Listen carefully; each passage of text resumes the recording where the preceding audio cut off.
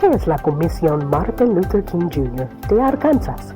Organizamos programas en todo el estado que cubren temas como ciencias de la computación, intimidación, resolución de conflictos, no violencia y educación financiera.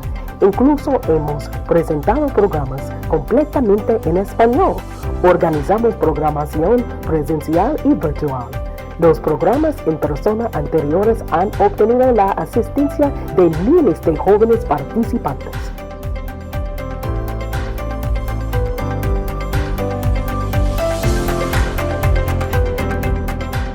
Honoring Hispanic Heritage Month and Literacy, the Arkansas Martin Luther King Jr. Commission presents Borreguita and the Coyote, a tale from Ayutla, Mexico. Retold by Verna Ardema, illustrated by Petra Mathers.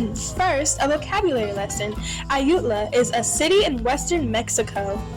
Borreguita is Spanish for little lamb. Coyote, a small wolf-like animal. Señor is Spanish for Mr. Está bien, Spanish for that is good.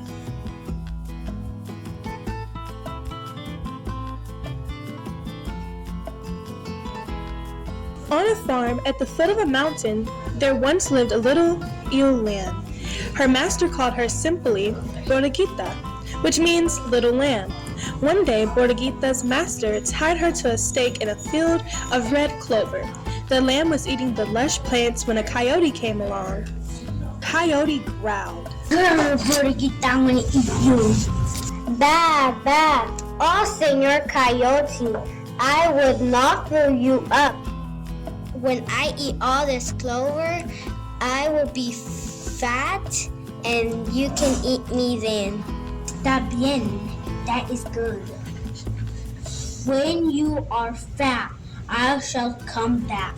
After many days, the coyote returned. He found the lamb grazing in a meadow. Good, Borreguita, you're plump like a tumbleweed. I'm gonna eat you now. Bah, bah. Oh, Senor Coyote, I know something that is better than lamb.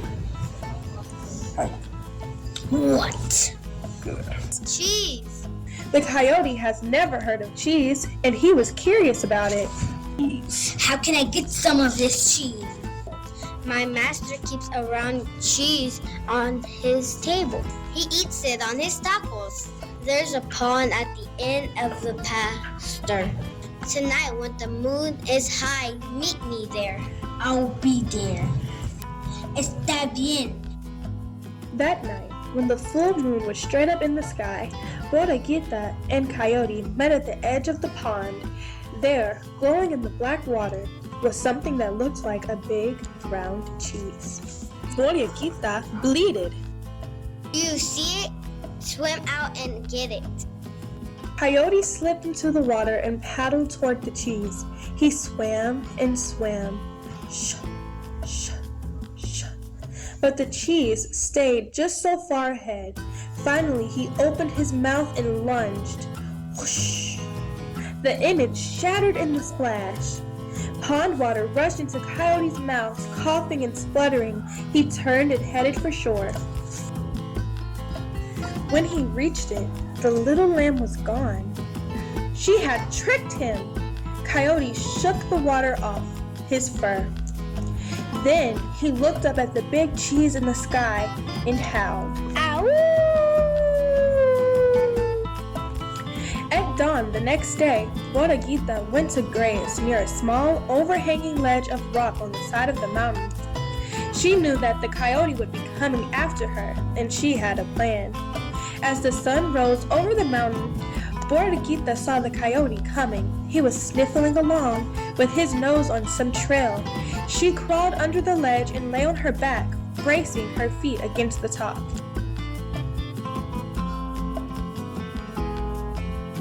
Oh, good, Borreguita, I can see you down there. I'm gonna come and get you. I'm gonna eat you. Bad, bad. Senor Coyote, you can't eat me now. I have to hold up this mountain. If I let go, it will come tumbling down. The coyote looked at the mountain. He saw that the lamb was holding it up. You are strong. Will you hold it while I go for help? The coyote did not want the mountain to fall, so he crept under the ledge and put up his feet. Push hard. Do you have it now? Borreguita rolled out of the shallow cave and went leaping and running all the way back to the barnyard. Coyote held up that rock until his legs ached and he was hungry and thirsty. Even if the mountain falls, I will let go because I can't hold it much longer. The coyote dragged himself out and covered his head with his paws. The mountain did not fall. Then he knew the little lamb had fooled him again. Coyote sat on his haunches and howled. Early the next morning, the coyote hid himself in a thicket in the lamb's pasture. When she drew near, he sprang out with a woof. Borreguita, woof! Borreguita, woof! You're not gonna escape this time. I'm gonna eat you now. Bah, bah, Senor Coyote. Grant me one kindness. Follow me home. Why will I make you comfortable when I eat you? I couldn't swallow you in one piece even if I wanted to. Oh, yes, you could. Your mouth is so big, you can swallow a cougar. Open it wide, I will run and dive in. Coyote opened his mouth wide and braced his feet. Borreguita backed away. Then she put her head down and charged. Bam!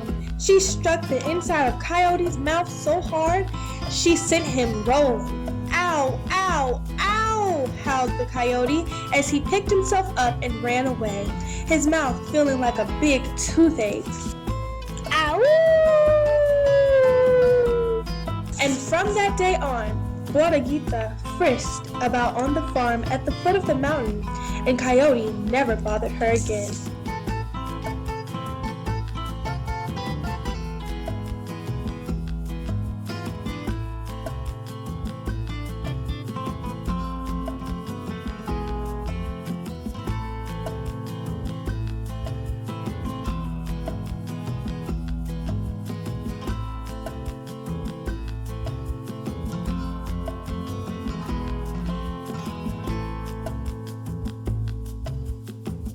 My name is Andrea Laura.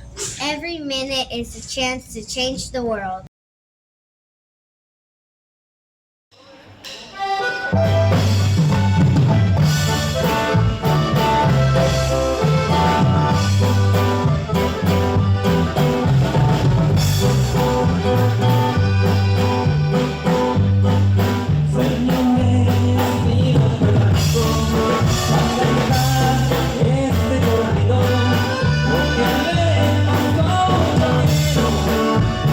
Yeah.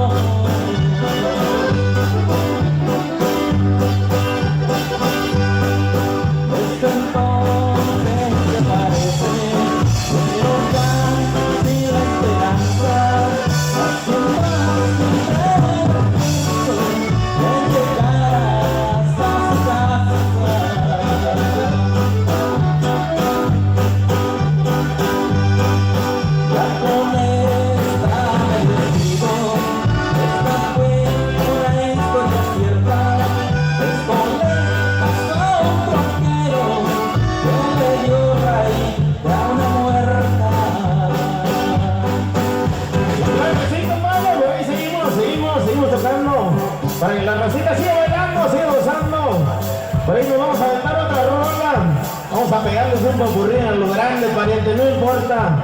Usted cambie el acordeón que quiera y use lo que quiera, Giovanni. Esta es su noche, hijo. Ahora sí, pariente, por ahí nos vamos con esta rolita. Se llama El árbol de la horca. Dice...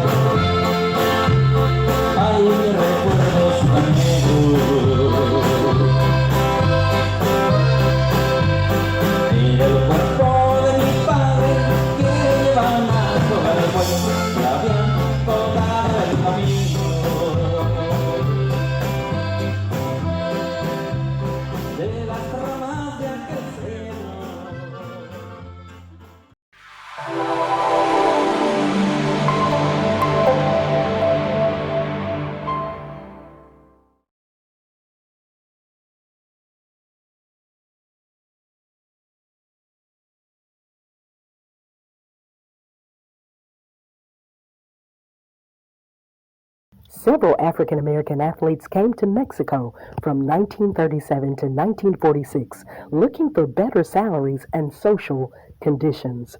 Some of the best players of the Negro League at some point left their baseball cleats printed in Mexico's history. According to the Center for Negro League Baseball Research, a total of 205 players left the United States to play south of the border.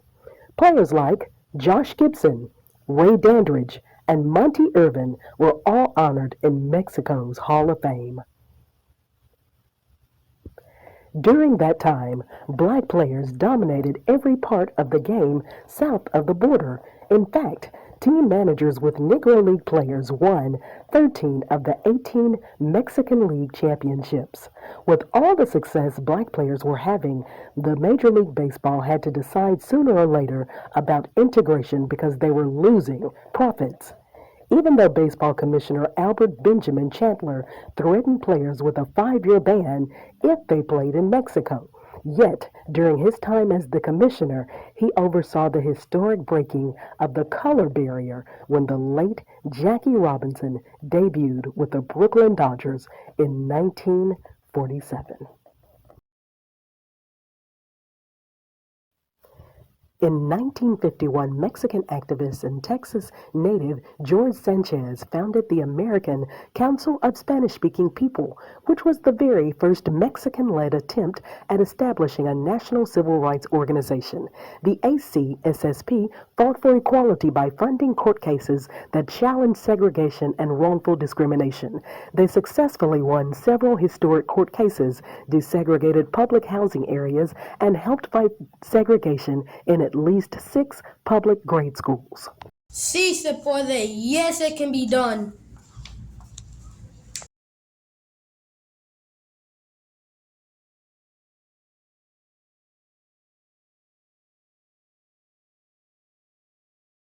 Very well. Thank you for the invitation. It is an honor to be invited and to be here today. Thank you so much for being us, Ms. Pena de Martinez. It means a lot to us. So just to start us off, we want to know, where does your story begin? Thank you so much, Clark.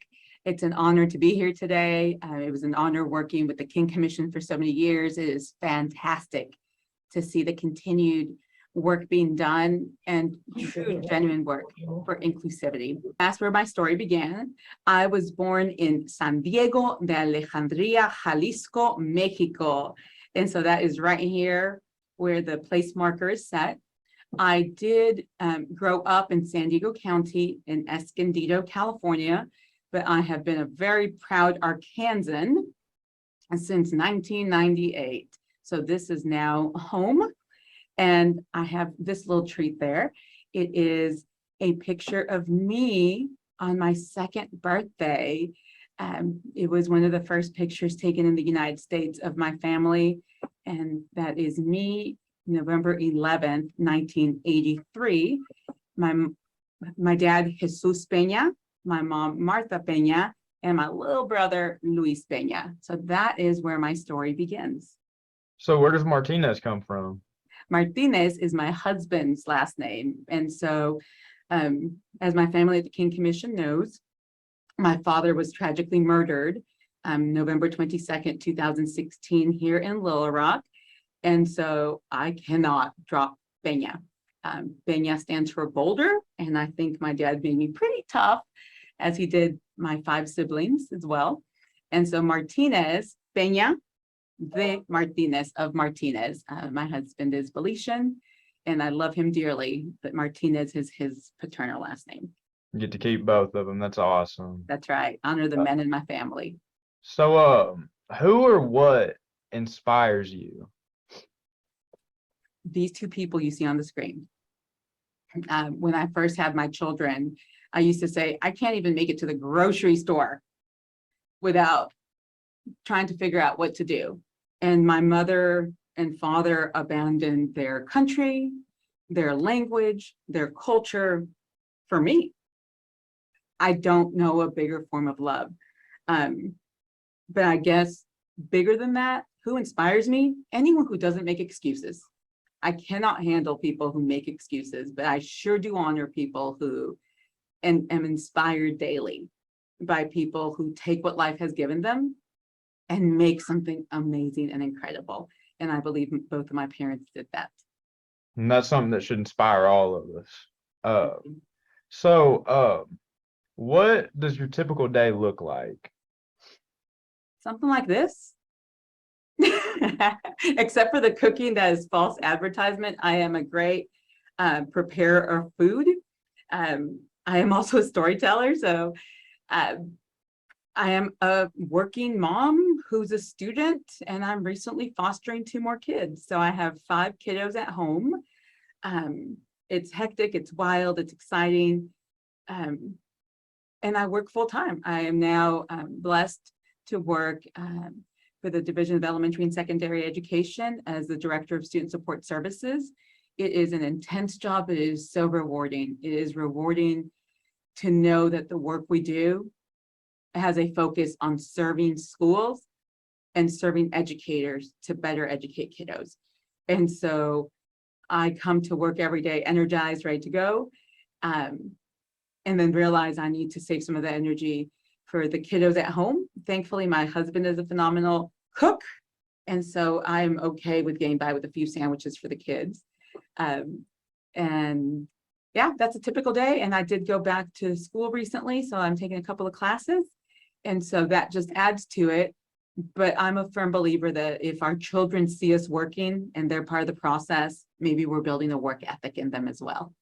Yeah, that is awesome. You sound like you have little to no free time, so it means a lot for you to get to be here with us today. We're very thankful for that. Well, I will say my priest once told us, no matter what you do in life, do it with so much commitment that you don't have time to sin. And that's so one way to look at it. maybe not having free time is a good opportunity to be on my very best behavior always. So, what would you say is your legacy? This, si se puede, you can do it. You saw the pictures of my parents. They only went to 3rd and 5th grade because of their time and place in history. There was no so-called free public education. They're farmers in rural Mexico, and children were valuable as farmhands, and children were valuable for physical labor. And so when I look at my life and I look at, like you asked me, who inspires me,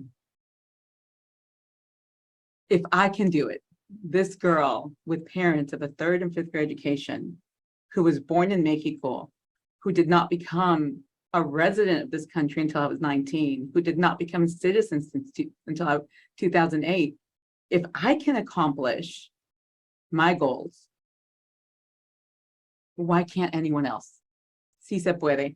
And I truly hope that's my legacy. I don't like to be, even doing this interview is a little awkward. I will surely talk because I know representation matters. But I hope my legacy is that some little boy, some little girl sees my story, and goes, you know, I can do it too.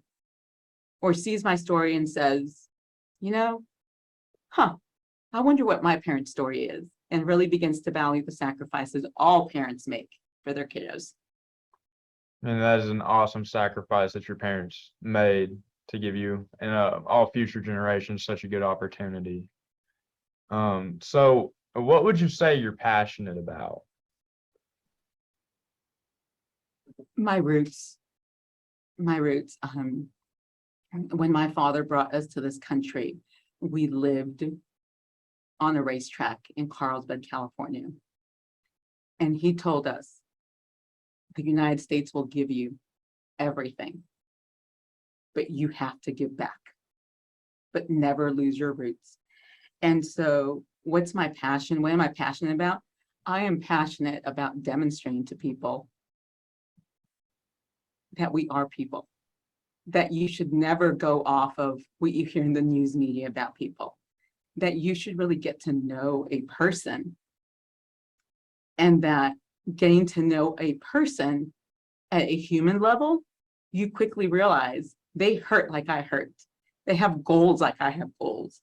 And so my passion really is being a learner, but also being a role model for others so that they can discover their own roots. Because when you have strong roots, whatever they are, you will grow strong. But if you don't know who you are yourself, and if you don't depend on other people, your roots will begin to fail. Because a tree doesn't grow on its own. It needs the soil, it needs the water, it needs the sun. And that's the same way we are. And if you don't have a strong, solid foundation in your life, whatever that might be, your tree will flounder. And so my passion is really making sure that I am a role model, not just with my words, but with my actions, to make sure that people have self-love and that they work together to form a much better community. And that's so awesome to see that you got pride in yourself and where you came from, and that it builds on who you are today. You know, not a lot of people have that, so it's good to see. What's something you would like for everyone to get to know about you? Something a little funny. I show this tree to say it's my passion, but the irony is I didn't move to Arkansas till I was 16. And I joke, I did not become a Mexican till I came to Arkansas, as wild as that sounds.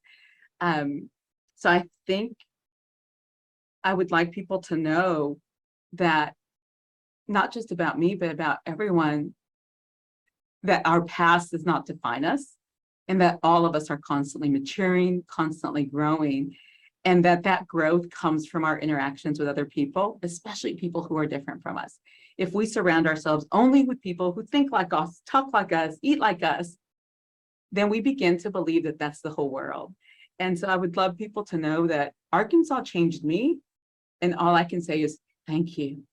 It was in Arkansas that I got the scholarships. It was in Arkansas that I became a US citizen. It was in Arkansas that I've established my life, and this is home. And so I would like people to know, don't take what you think about another person for granted, because I know what the media says about people who look like me or have my background, but then I know the reality of the gratitude I have for this beautiful state. And that's such a good outlook to have. So what is your message for the next generation of Hispanic children? You know, I forgot I put this slide in there. I'll go to my message real quick. My message is, si se puede, again. I think you really have to have an attitude of gratitude. I hear adults, children, everyone talking about the trauma and how hard life is. And I'm kind of like, you guys, we have clean drinking water, right? For the most part. There are communities that don't. But no one's going to come and hand you something. No one's just going to knock on your door and go, here's a great job for you to work in. You have to work for your dreams. But in order to do that, you need to have dreams. For the next generation, there's no such thing as a free education, right? there's a lot of money invested in our schooling in these opportunities. You know, right now, I think it costs 9 to 10 grand to educate every child. And I think if families, communities, and students knew that number versus hearing free education, we might value it a little more. And so for the next generation, don't make excuses, work hard, have a clear dream, and really lean into each other. And so to do that, I'll say this picture just encapsulates who I honor, respect, admire. And this woman right here, Mrs. Swinnington, she was my first grade teacher in Escondido, California, at a school called Conway Elementary, no relation to the Conway here. And she truly taught me English. And if it hadn't been for her, I don't know where my life would have gone. And so I guess that goes tied into your question. The next generation needs to realize, yes, as youth, you are creative. As youth, you are amazing. You are powerful. But the adults around you have lived a long life of experiences. Combine those experiences with your creativity, and we are truly unstoppable. And that is such a good message that everybody should take in and take it seriously. Just gratitude for the King Commission. One of the most painful memories I have is somebody coming to me and literally standing in front of my face and yelling, "You don't do enough for the Latino community." And I really reflected on it because it was somebody much older than me. It was a very long time ago. And I'm very proud of how I responded in that moment. I said, "I don't owe you an answer. Please step back, give me my space." But the reality is, as an educator, I don't serve one community. I serve all the children of Arkansas, because how could anyone look at a child or another human being and go, you know, you're not my niche population I work for? And so I suppose that's the legacy of Dr. King. I recall being a commissioner and lots of people asking me, "But you're not African American. Why are you on the King Commission?" And I would say, because Dr. King was for all civil rights, and all of us need to take care of one another. As my mother used to say, he or she is your brother and sister in Christ. And that always resonates. And when I think of Dr. King and the work that all of you are doing, you are serving your brothers and sisters in Christ. And that's not dictated by pigment.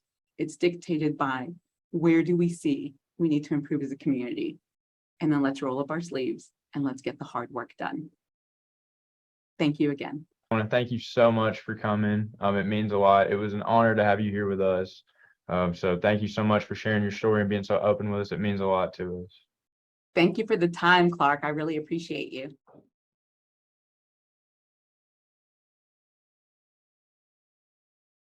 Education allows you to stand out.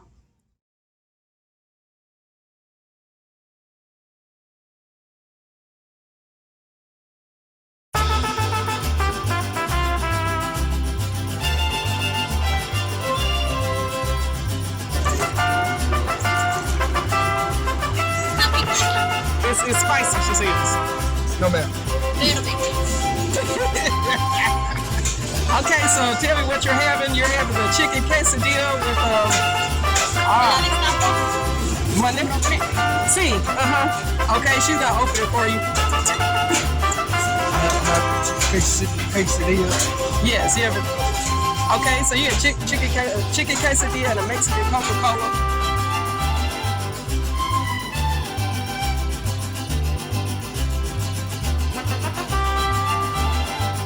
It's customary, like when you eat at Mexican food trucks, to eat outside. Like it's called eating in aire libre, eating in the free air. So let's see what you have. Oh wow! It's really good. Okay, so you gotta taste it. Agua y en la hielera si quiere agarrar su frasco. Va a ser juntos separados. Juntos.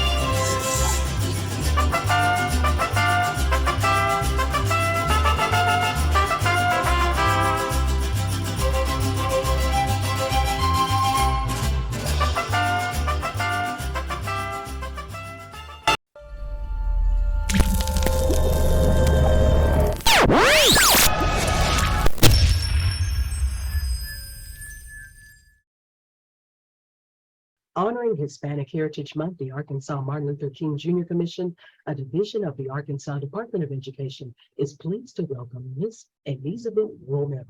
She is the reigning queen of the Festival of El Salvador, hosted right here in Arkansas. We would also like to introduce our interpreter, Mr. David Chen. En honor al mes de la herencia hispana, la Comisión Martin Luther King Jr. de Arkansas, una división del Departamento de Educación de Arkansas, se complace en dar la bienvenida a la señora Elizabeth Romero. Ella es la reina reinante del Festival de El Salvador que se lleva a cabo aquí mismo en Arkansas. También nos gustaría presentarles a nuestra intérprete, el señor David Chen. Señora Romero, bienvenidos a nuestro programa y tenemos las preguntas. Primero de todo, ¿dónde comienza tu historia? ¿Dónde comienza mi historia? Bueno, comencemos de que vivo en Little Rock, Arkansas, y mi historia comienza en base a la comida, en base a la comida, ya que Little Rock es un estado muy pequeño y a mí me encanta la comida típica de mi país. Yo soy 100% salvadoreña, entonces la mayoría de salvadoreños se encuentran en Springdale, Roger, Arkansas. Entonces comencé a viajar a Roger para ir a disfrutar de la comida típica de mi país porque hay diversidad de restaurantes salvadoreños. Por ese medio me enteré de lo que viene siendo el Festival Salvadoreño de todo el estado de Arkansas. Entonces, el año pasado, cada año viajo al Festival Salvadoreño de Arkansas, pero este año tomamos la decisión de participar en lo que viene siendo el concurso para convertirme en la reina del Festival Salvadoreño. Okay. All right. Okay. So my story basically begins with food. I live in Little Rock, Arkansas, and I live in a very small place, but I love the typical food of my country. I'm 100% Salvadorian, and you know, most Salvadorians are in Rogers, so I started to travel there to enjoy the typical food of my country because there's a diversity of restaurants from El Salvador over there. So I found out that there is a festival and it's celebrated all across the Arkansas state. So last year, I started to travel there and we made the decision to basically participate in the beauty pageant as the queen of the festival. Okay. Señor Romero, Flor, ¿quién o qué te inspira? ¿Quién o qué me inspira Sí. para participar en el festival o a qué se basa la pregunta? En su vida, decimos los ambos, para participar en la festival y también en su vida, ¿quién o qué te inspira? Ok, en primer lugar, me inspiran mis hijos, ya que tengo tres niños y una niña, y me gustaría que su crecimiento sea diferente, que pueda disfrutar de muchas culturas. En lo personal, disfruto tanto mi cultura como la cultura mexicana, guatemalteca, o sea, me gusta un poco de todo, me gusta participar y me gusta disfrutar. Y quisiera que mi hija se empape de lo que viene siendo la cultura de los demás países. Excelente. Okay. So what basically inspires me are my kids. I have 3 boys and 1 girl. I would like her upbringing to be different from mine, that they can enjoy different cultures. I personally enjoy a lot of cultures, Mexican, the Guatemalan one. So I'd like my daughter to be involved with cultures from other countries. Okay. Señora, ¿cómo es tu día típico? What is your typical day? Ok, ¿Cómo es mi día típico? Digamos, tengo una pequeña compañía de embroidery, la cual nosotros construimos diseños, ya viene siendo en camisas, en gorras, chamarras, en diferentes artículos. Entonces, nosotros podemos convertir una fotografía en puntada y convertirla en un diseño completamente bordado. Entonces, me mantengo durante la semana haciendo bordados y durante los fines de semana nosotros cubrimos eventos de la comunidad, ya sean quinceañeras, bodas, haciendo fotografía y video. Bueno, Okay. Okay.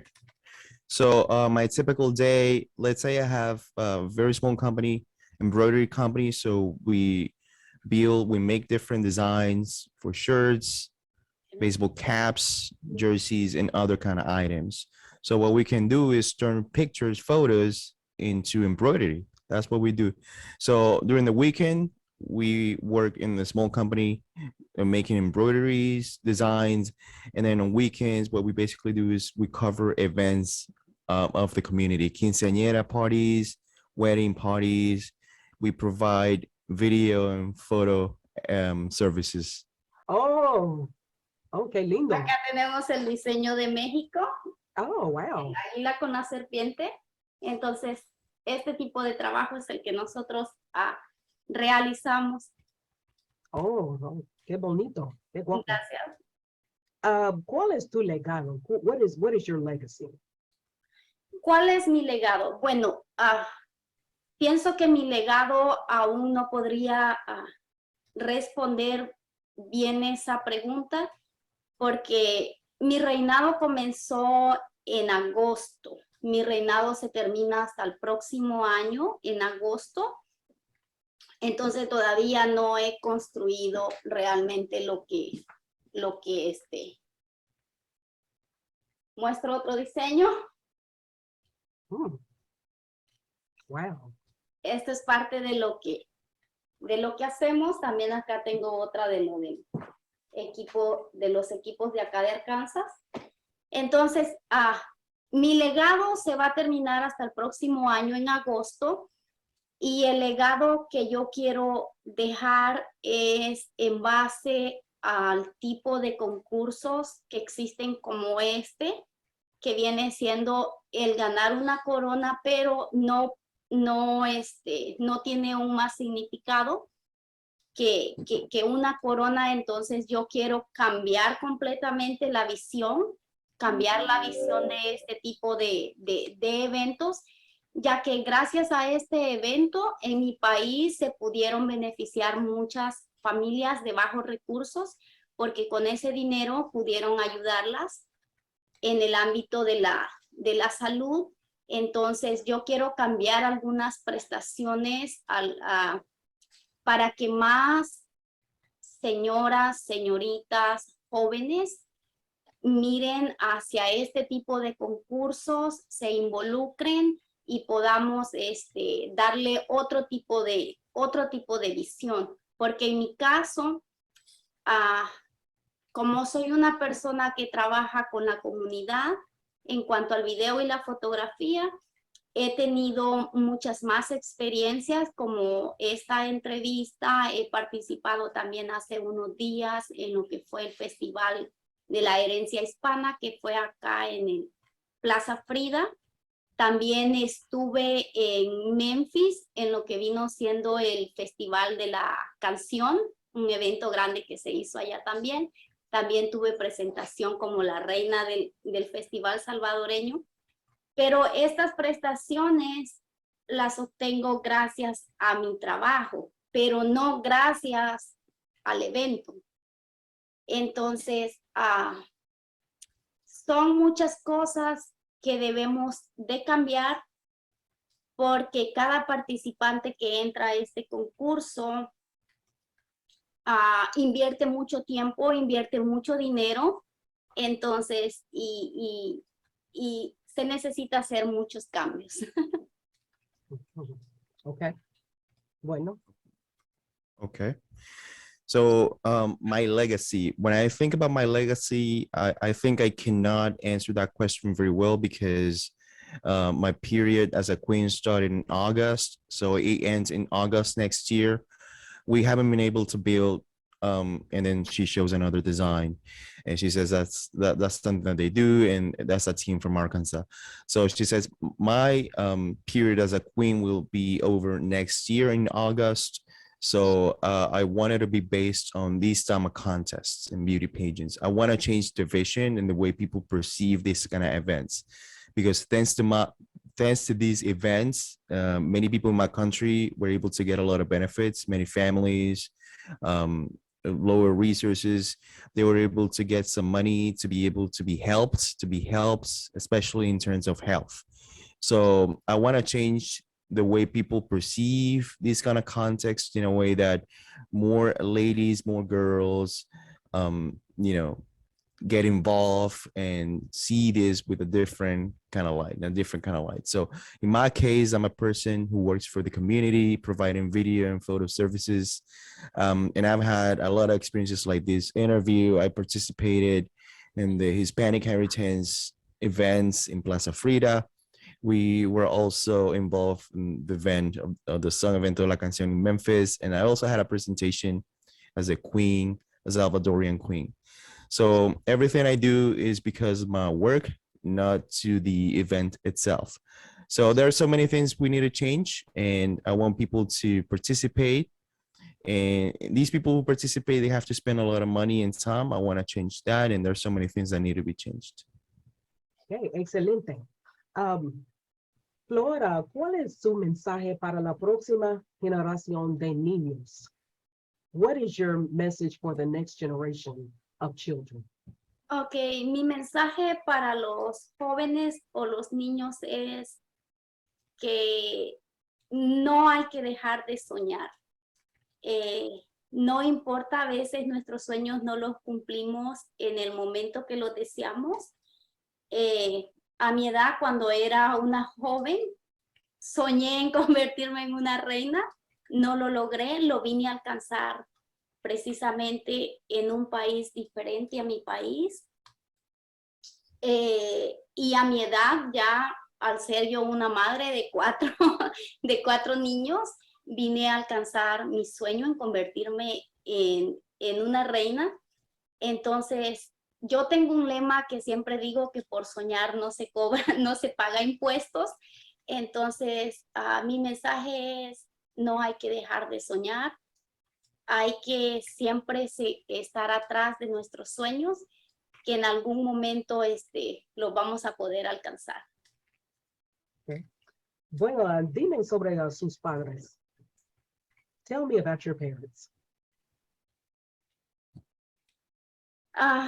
Sobre mis padres, lamentablemente ya ninguno de los dos me acompaña. Mi padre murió en el 2013, murió en mi país, y mi madre la tuve en este país y se me murió de cáncer.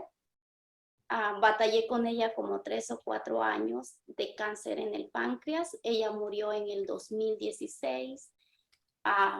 La pude dejar acá en Estados Unidos, pero lamentablemente ya no tengo a ninguno de los dos. Okay. Okay, David. Yes, we're ready, sir. Okay. So for the previous question, she says, my message for young people and children is that you should never stop dreaming. Okay, doesn't matter if we are actually able to make those dreams come true in the moment or later on in time. When I was young, I had a dream of being a queen, and I wasn't able to accomplish it. And now I did it as a mother of 4 kids in a completely different country. So I always say that you don't pay taxes for dreaming. We should never stop dreaming. We should never leave our dreams behind, and always continue fighting, because in some moment in time, we will eventually be able to accomplish them. Um, my parents, unfortunately, none of them is with me right now. My father passed away in 2013. He died in my country. I was able to bring my mom into the US, but she passed away of cancer, pancreas cancer. She died in 2016. I was able to bring to the US, but unfortunately, right now I don't have any of them with me. Si me dan la oportunidad, Okay. quisiera comentar y agradecer, ya que para yo convertirme en reina, yo tuve muchos sponsors, amigos, los cuales colaboraron monetariamente, porque el concurso era a través de votos. Entonces, este logro es gracias a todos mis sponsors, a personas que tienen negocios en esta ciudad, que trabajan de la mano con la comunidad, siempre están disponibles a echarle la mano a cualquier proyecto que tiene que ver con la comunidad, como lo es Taquería La Culpable, los chicos de Dan Event, Código 501, la doctora Lilian Prado, Joyería París, y así hay muchos también mis amigos de Facebook y mis amigos de TikTok, mis seguidores. Gracias, gracias por todo su apoyo. Esto es posible gracias a ustedes. Excelente. Okay. Sí, okay, David. Y muchísimas gracias a ustedes por tomarme en cuenta. Es mi placer, es mi placer. Gracias. Okay. David, okay, we're ready. Oh, okay, so if you give me the opportunity, I'd like to thank all of my sponsors, because for me to become a queen, I had the opportunity to have a lot of sponsors and friends who cooperated with me and helped me in so many ways, even financially. So in the contest was won through votes, and this accomplishment is thanks to all my sponsors, people who have businesses in this city, who work with the community, are always available and willing to help these kind of projects. Taquevilla, Código 501, Doctora Lilian Prado, Joyería País, my friends from Facebook and TikTok, my followers, thank you for your support. This is possible thanks to you, and also you for taking me into account. Thank you so much. Y gracias por su tiempo otra vez, y que pasen un buen día. Gracias, igualmente, buen día.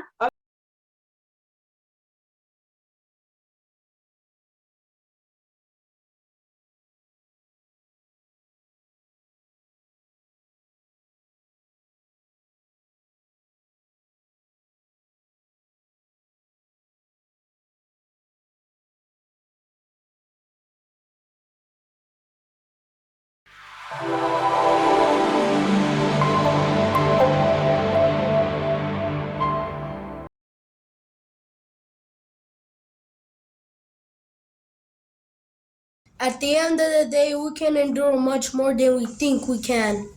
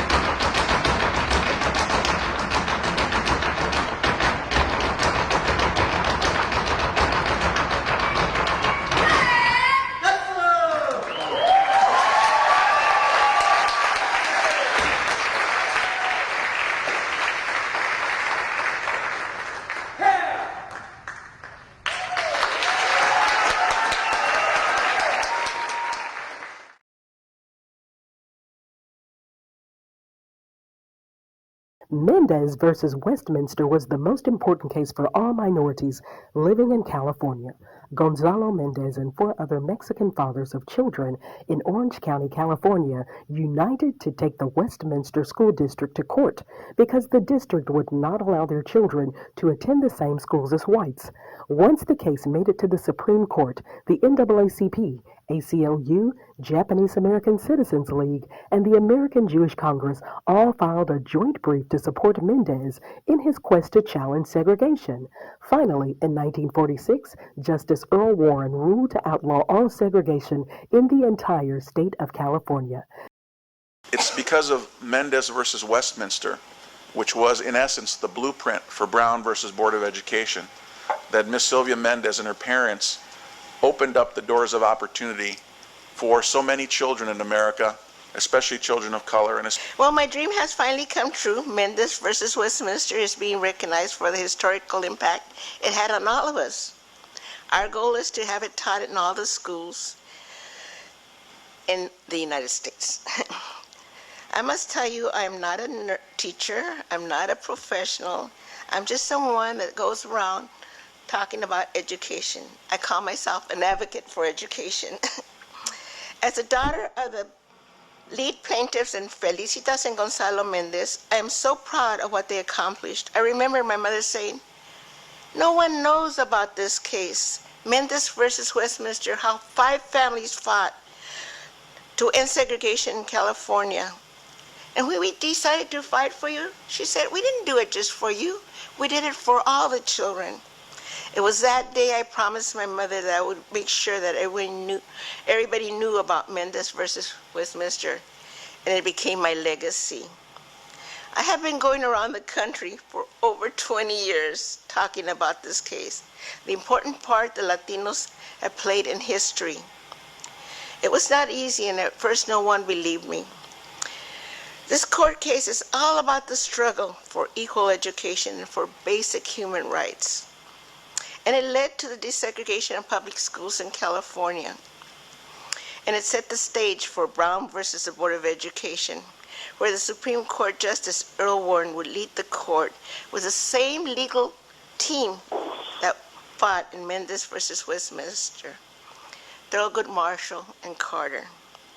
The Mendez case was a case that was fought not by one family, not by one group, by hundreds of people of different ethnic backgrounds and nationalities that all came together to end de jure segregation. And I was one of those students for which the suit was filed for, along with 5,000 other Latinos who had grown up in Westminster and had gone to school, loved school, but he always remembered when my grandmother told him, "Gonzalo, you have to go out there and start working in the fields. We have no money. You cannot stay in school." And he remembered how he loved school. And when he went out there and started working in the fields, he said, "One day I'm going to own a farm, and I'm going to be the mayordomo instead of the peon." So when Mr. Monroe came and said to my father, "Gonzalo, you can take care of the Minomizzo family and at the same time become a mayordomo of a farm," just like he always wanted to. My father was a businessman in Santana and had a cafe, making a lot of money in a cantina, but he sold the cafe and we moved to Westminster to take care of the farm in the Minomizzo family, who had already been sent to Postum, Arizona. I remember going with him when we would go to Postum, Arizona to take him the money because we were leasing the ranch from him. When we got to the farm, it was during school season, and my father said to my Aunt Sally, "Soledad, take him to school."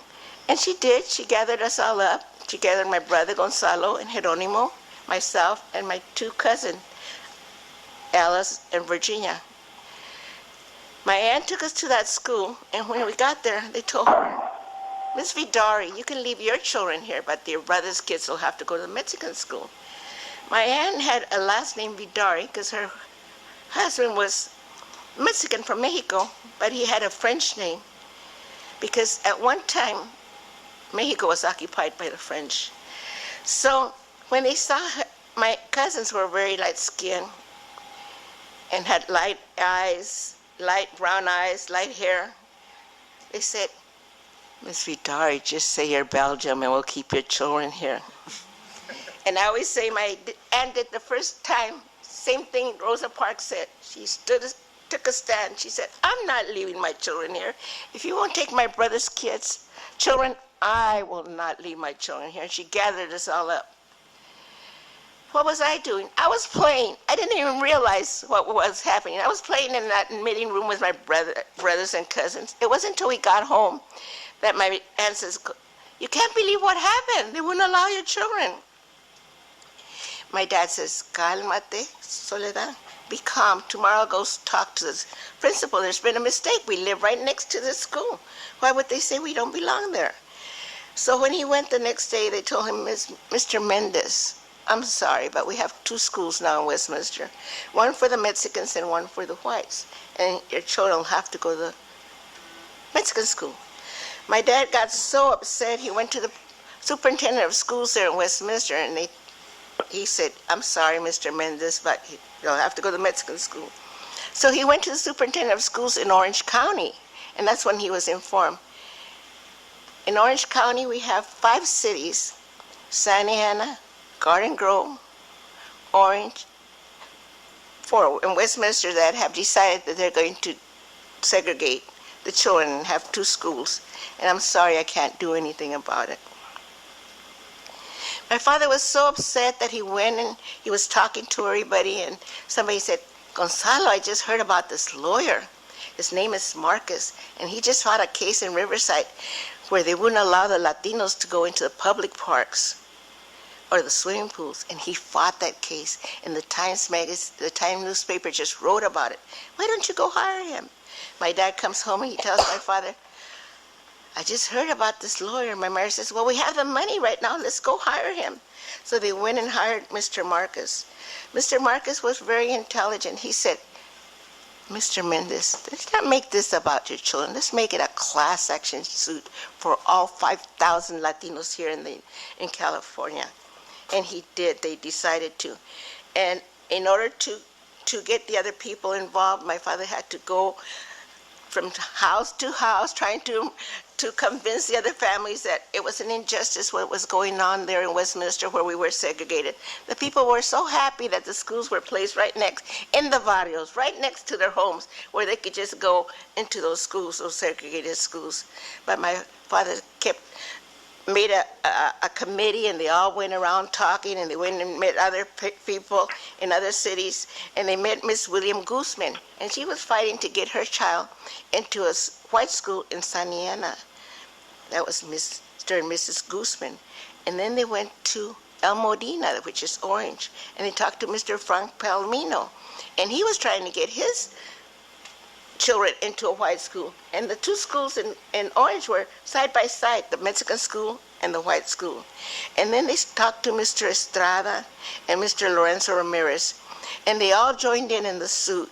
And in 1945, they all went to court. And for the first time in history, somebody had said, and that was Judge McCord, the Superior Court of Los Angeles, said, separate is not equal, and that is not right. And he said, and we won the first case. But the school board appealed it. And they said, just because Judge McCormick is saying separate is not equal, we're not going to go with that.